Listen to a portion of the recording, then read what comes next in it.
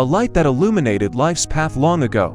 In a remote mountain village often forgotten by the world, there lived a young man named Elias. Life had not been gentle with him. His father, once a humble cart driver, died in a road accident when Elias was just a boy. From then on, he and his mother, Agnes, struggled to survive in a home that knew more darkness than light. In this village, people had long lost hope. Winters were harsh, the nights endless, and most villagers spent their days complaining about fate, repeating the same old line, "We were born under a dark star." Even Agnes sometimes whispered to her son, "Greater than Elias, life is never fair to people like us. Maybe we just weren't meant for better days." But Elias carried something rare within him, a flicker of hope that no storm could blow out.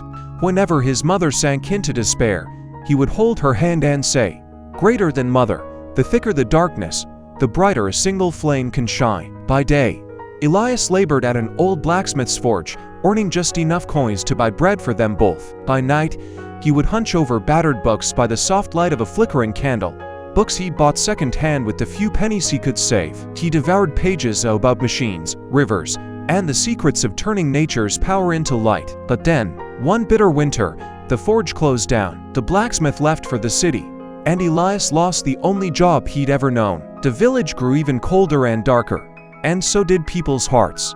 But Elias's flame refused to die. Alone in the dark, he asked himself, "How can I bring light to this place?" One day, trudging through the snow, Elias stumbled upon the abandoned watermill on the hill, an old, rotting mill his grandfather had once repaired with his own hands. Most thought it useless, but to Elias, it was a chance. He stayed up nights sketching plans, reading about hydroelectric power, dreaming of turning the rushing mountain stream into something more than just frozen water. When people saw him wading through icy water to clear the mill, they laughed. "That dreamer boy thinks he'll light the whole village with his bare hands," they scoffed.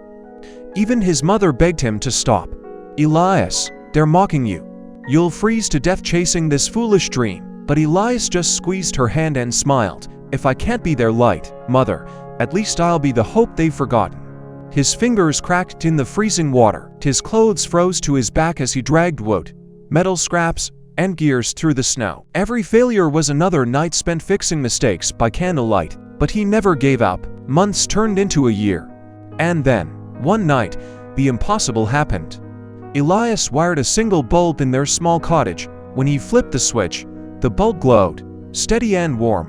For the first time in his mother's life, Agnes stared at the light as if she were seeing a sunrise she'd waited decades for.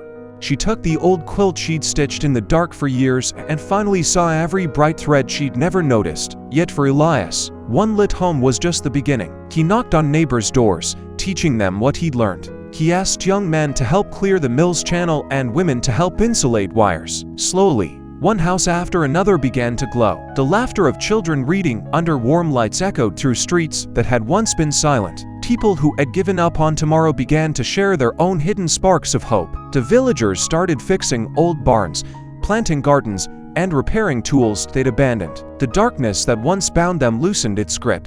One evening, standing beside the humming mill that powered the entire village, Elias turned to his mother. "Mother, each of us has a light inside. Some bury so deep they forget it exists. Some let the wind blow it out at the first storm. But a few, they guard it, feed it, and when the time comes, they share it to light the way for others." Agnes pulled her son into her arms, tears in her eyes. In that embrace, she understood. The greatest light is not the one that shines on us, but the one we pass on to others. Moral of the story: no matter how deep the darkness around you, your inner light, your hope, your belief, your effort, can guide you forward. Protect that light fiercely, feed it with learning and kindness, and share it without fear. Someday, your single flame could illuminate not only your path, but the paths of many.